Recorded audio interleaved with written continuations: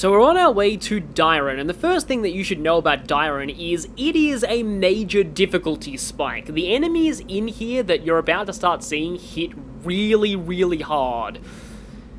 So, a little nervous about this, but we'll see how it goes. A lot of them, it's probably more worth dodging around than trying to actually fight.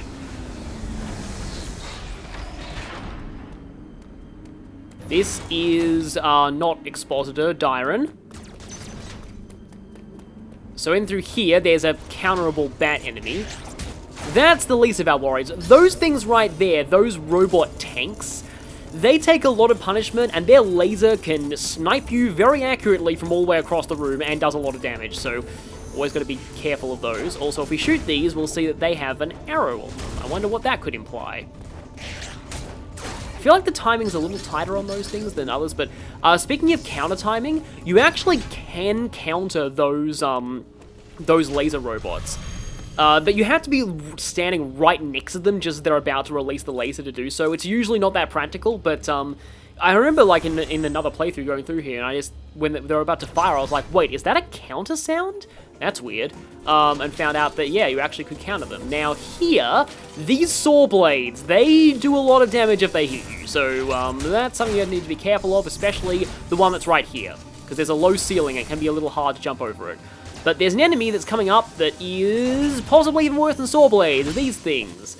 I like to call these the spike guys. These spikes are very, very powerful, and you do not want to have to... Yeah, see, if you listen closely, you could have heard the counter stomp down there. Yeah, see, the spikes have hitboxes, and they can be hard to dodge, and they go much further than you'd probably expect them to travel. But in here, we have a blackout room, so that energy recharge isn't going to do anything. The good news about blackout rooms is the robots and saw blades aren't active. But wow, that was weird. I framed through that with the ledge. But yes, the bats are very much still active, though. I think the only way to tell, like, the official names of some of these enemies is the game's, like, files. Because the bosses, you can tell their names by checking the room, because it will tell you the name of the boss in that room, but not so much for the regular enemies. That's why I love Prime's scan system. Like, that was really cool, but it was also really frustrating going for 100% scans because of some enemies that would arbitrarily stop showing up after certain points in the game, and you would miss your chance to ever get their scans. That was always irritating. So yeah, saw blades are active now, so watch out for those. Of course, missile covers are also active. And in here, already, we've got a new power-up.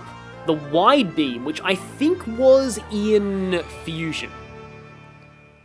Definitely better than the long beam, where it's like, hey look, my beam can shoot the full length of the screen now instead of half of the screen. Long beam isn't even required, I think, in Zero Mission, so in a 0% run of Zero Mission, you actually don't get it, and thus you have really terrible range. But yes, the wide beam basically turns your beam into a 3-wide shot, and it lets you open these. Remember those during that E.M.M.I chase? Hi there. This also means that you get to kill certain enemies faster, like the spike guys, because you'll be damaging them for... I don't know if it's like exactly triple damage or anything, but it's quite a bit of damage. With rapid fire, you can actually take them out quite quickly. Don't underestimate the value of rapid fire overcharge shots against enemies that are vulnerable to non-charged shots. I like to go there just to... wow, oh, the second one got me. I was thinking, oh hey, I survived. Nope. There's another one there. Jump over that. And we enter this E.M.M.I zone.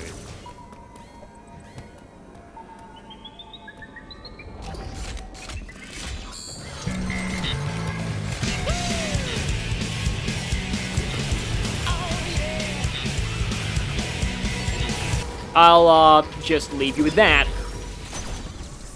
Now let's get through here. Okay, yeah, that's going to close forwards if we run through there. And these you need a charge shot to push through. But this is pretty much all we can do in Dyron right now. It's kind of how Metroid Dread works. Instead of going through one area and staying in that area until you've either, like, beaten a boss or collected a power-up at the very end, in Dread, you kind of jump between multiple areas at a time. It's actually kind of a cool way to do progression. So yeah, here we need to... Oh, that's probably going to hit me, isn't it? Yeah, just barely missed me there, but now I can break through that, not break through, push away that wide beam box, as it's called on the map. And yeah, we're going back to Carterus because, like, again, nothing much we can really do in Dyron right now. But we can use our new wide beam to get a few new places in Carterus, most notably within the E.M.M.I zone.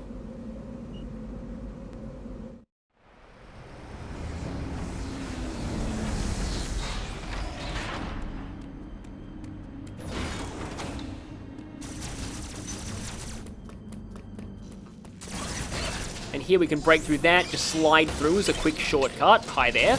And then we can open up this shortcut to get back into the E.M.M.I zone. Our target is there. I'm going to go stealth just in case it's nearby. It's very nearby. And I drained my energy from shooting with the cloak active.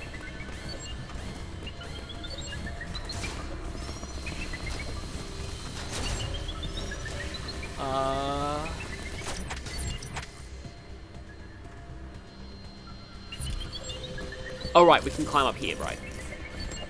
Almost forgot where to go. Now we can blast through there. And I guess we can blow that open. And going into this with less than full health is a little bit annoying, especially since there's 2 turrets here to get a bit of an energy refill there.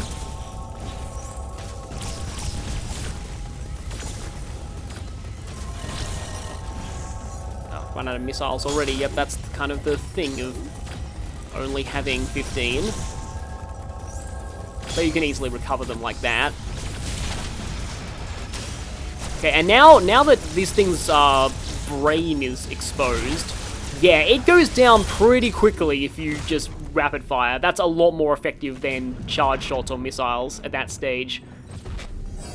And so it is time to get yet more sweet, sweet revenge. This time actual revenge, because this was the only E.M.M.I so far that's actually got me, so this is going to be satisfying. But they make you go through this same tutorial sequence every time, just to make sure you haven't forgotten how to use this. Of course, actually finding a good position to shoot this one is a little bit tricky, especially since it has this annoying tendency where if you go right into the middle of that top platform, sometimes you can't decide whether to go to the left or to the right. You kind of got to wait for it a little bit. Okay, here we go. Yeah, this should be... I don't think I have enough room, though. Yeah, no, I don't have enough room. Let's wait a little bit. I probably am going to have enough room here. Come on, get down here. Oh, no, he's going... Where is it? No, it's still there. Sometimes they like to get the drop on you from above, and that can be very, very annoying when it does happen. Well, annoying and terrifying. Okay, good. Got it there, but didn't quite have enough time for a full charge. Nope, that's too fast. That's too fast. Too fast, too fast, too fast, too fast, too fast. And gone. There we go. That took a little longer than I would have hoped, but at least it didn't get me. And with this E.M.M.I, this one's a very important one, because we finally get an ability that you'd expect us to have got a lot earlier. And that's something that I like about this game, because not a lot of Metroid games have done this. You don't get the Morph Ball until now.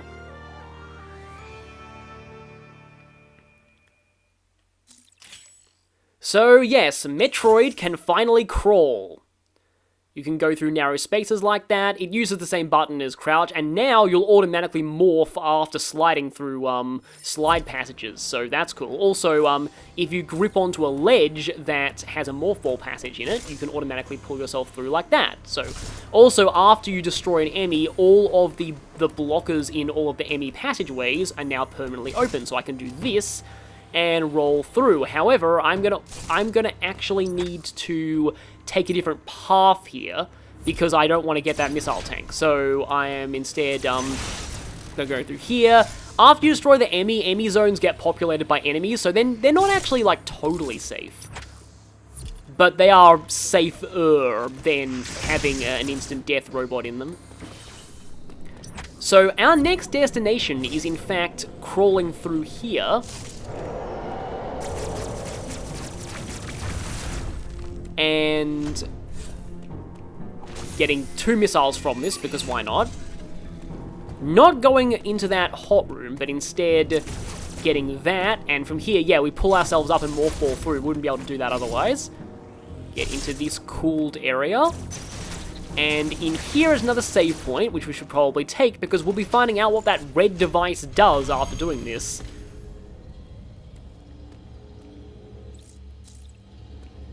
Yeah, this is a part of the game that I really like. I'm glad I'm in this portion.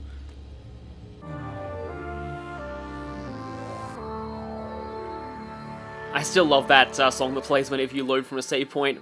That's in pretty much every Metroid game, I think.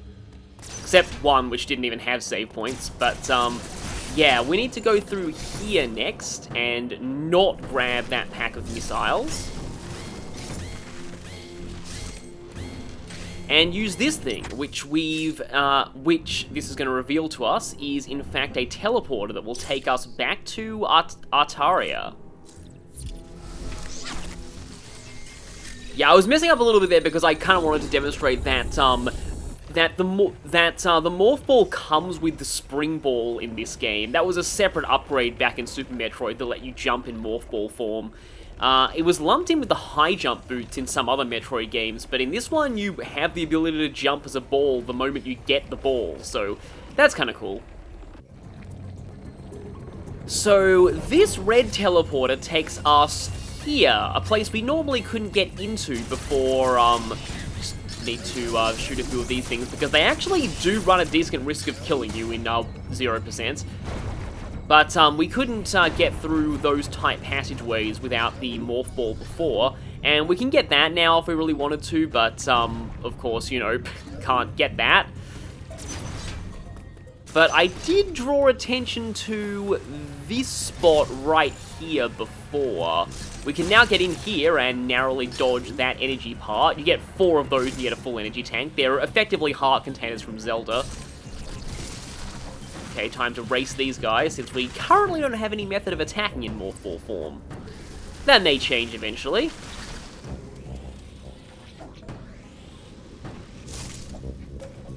And through that thermal door up there, into yet another Morph Ball passage. These are kind of checks to make sure that you have the Morph Ball by now. And I can recoup the energy just by countering you. Don't know if I've drawn attention to the fact that countering enemies gives you bonus pickups. And in here, that's a hot room over there, so nothing else to do except to redirect this thermal fuel, right? What could possibly go wrong? Yeah, that didn't look good. Okay, yep, run. So, this sequence is pretty cool. This is basically a mini escape sequence. Of course, I know ahead of time that there's a flame jet up there. There's a flame jet there, so you have to go through here. Ah, yes, I have to hold on here and shoot that out, because we don't have the opportunity to attack as a ball right now. Slide there. Yeah, careful of those flame jets. They can do a serious number on you, and yep, flame jet there. And that falls down. You kind of learn this sequence as you play through the game multiple times. First time I went through this, though, I did actually die here. And, yeah, the music's changed, so that's gone now. And here, we can get up and get our prize.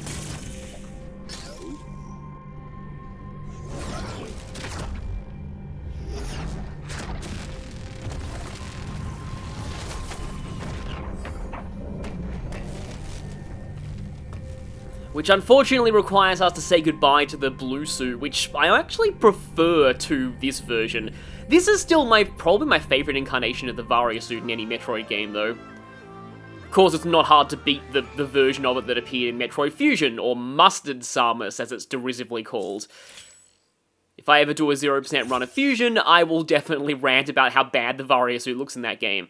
But yes, reduces damage taken from enemy attack, insulates summers from extreme heat, does not prevent damage from extreme cold and lava though, and also slightly increases the dash melee damage. The thing is though that at this point, enemies' health has increased too, so I overall find it to be roughly equivalent to how it was before. Don't really use the dash melee a whole lot myself though. Now, if I can get it to do its thing here, yeah, I can counter it like that. That missile pack down there, you can get if you have 2 full energy tanks and tank the lava damage. I love how this area is all heated now, and we don't care, because we have the Varia suits. I would say we have null fire, but we cannot null lava damage, so not really null fire, just null heat, I guess. These things again. Yeah, oftentimes it's better to just kind of shoot them than to get knocked into the lava like that. And now we are back out. And, okay, we can recharge our energy there, but it's already full. This is something that I find kind of annoying. We are actually blocked from going back. When I first got the Varia suit here in my first playthrough, I just thought, oh, this is cool. Now I can go all through Ataria and Carteris and explore all of the heated rooms that I couldn't explore before. Not really. If you want to go back to Ataria and backtrack for collectibles, you have to do it the long way. That rubble is kind of gating you off otherwise. It is one of my few gripes with this game. I kind of prefer it when you are given the freedom to backtrack whenever you want to. But still, this does a good job of preventing players from getting lost, because this is going to take us to pretty much almost where we need to be, because when we heard that roar earlier, we weren't able to pursue said roar because there was a hot room in the way. Well, now we don't need to worry about hot rooms. Okay, so where we need to go here is pretty close to that teleporter, and I would recommend hitting this save point while you're here too. And here, we just need to crouch and hit that, because once again, we have no form of attack as a ball right now. I wonder when that'll change. In fact, it could have changed now. So yeah, I guess now's a good time to explain something. You actually do have the opportunity here to backtrack a little bit to Dyron and get a certain item, well, certain 2 items early. If you do this, you'll actually have access to a secret method that makes the upcoming boss a lot easier. But I'm personally not going to do that because I want to fight this boss the hard way, because this is a challenge run, and doing it the secret quick way would make the fight, well, you know, less of a challenge. I should not have kept you alive, because now you're going to be annoying, but I can just run past you. So yeah, you have to go back to Dyron and perform a somewhat tricky sequence of wall jumps over some lava. You need the Varia suit and the Morph ball, but once you have both of those, you are able to do that sequence break. You can even get a few other items early too. The boss that's upcoming has unique reactions to quite a few power-ups that you can have beforehand.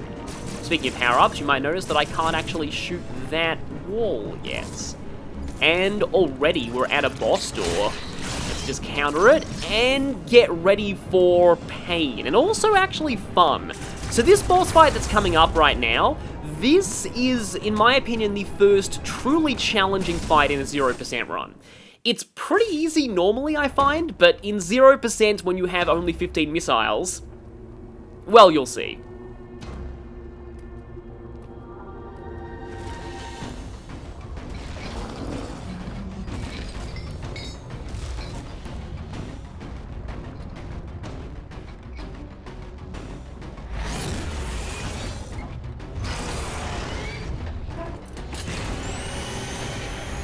Oh, it's just you. Sorry, I mistook you for something actually threatening. That sums up Samus's reaction to seeing Kraid again. Although, this is probably the hardest incarnation of Kraid in the series, I will say. But as you saw in that cutscene, you want to shoot him in the face so that he opens his mouth, and then pump his mouth with charge shots and missiles. Okay, okay, he's doing claws. Okay, so the claw attack lasted not actually that long that time. So here you can shoot the things coming out of his mouth for energy refills. The claws only ever seem to drop missiles. I don't think they drop they don't drop energy. And the fireballs that he shoots out cannot be destroyed with shots, only you just have to dodge them, and I'm already doing pretty badly here, actually. Sometimes I like to missile spam during the claw phase because he always drops more.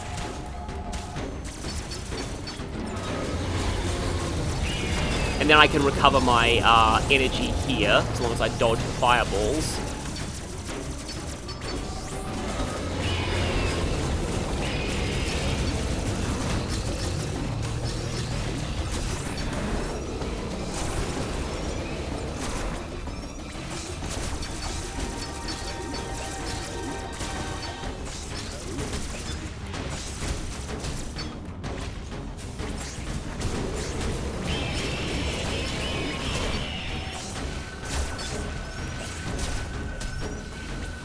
Would you kindly do, yeah, that attack, because I sort of want to go into the second phase with more health than this.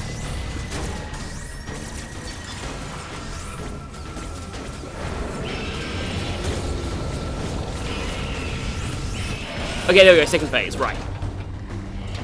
So yeah, the second phase is the one that you can skip if you get a certain power-up early.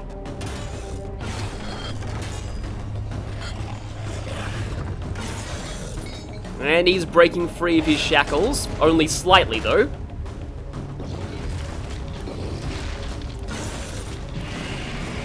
And now we have to deal with this disgusting oozing wound in his belly. And I kind of like to use charge shots here to break these things, because otherwise they just bounce around and are really annoying. I think you actually do have to shoot his belly a few times in order to start the thing that requires you to... Yeah, I hate it when there's two of these on screen at once. And then this, you just jump over. Okay, here we go. Spikes. When he does the chest spikes, they hurt a lot if they hit you, so you really want to be ready to react by jumping. Okay, got a couple of shots in there. As long as you're calm and you charge shot these things when they spawn, this phase really isn't that bad. You can quite easily restore your energy and missiles and stuff. I thought for sure that thing would hit me. But yeah, speaking of calming down, yeah, just don't get hit by the spikes. And that is indeed a counter. I didn't even know this guy had a counter the first time I did this fight. You can also initiate that counter sequence much earlier if you, yeah, he's gonna ram the wall, I think. You can also initiate that counter sequence much earlier if you, have a particular power-up that you're not supposed to have at this point. Well, I say not supposed to, but it's a developer-intended sequence break, so, supposed to is a relative term. Okay, doing more of these. Like, that purple gunk actually hurts quite a lot if it does hit you. Just jump, jump, jump. Okay. And now we shoot him in the face a lot. Yeah, I wanted to play it safe there. Because this is actually my first attempt. There's a possibility I could win this on my first time. Of course, I'm not getting any points for speed here, but...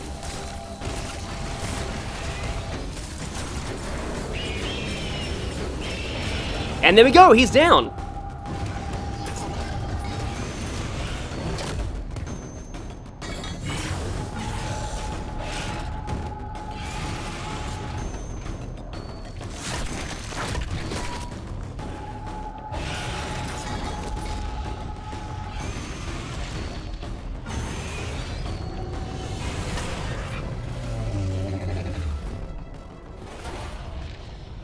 Admittedly, I would have loved if he did a Crocomire callback and just jumped out for a second as a skeleton, but yeah, that's Kraid. He was going to appear in Metroid Prime 1, but he got cut during development, so I'm glad he finally has his long-awaited return now.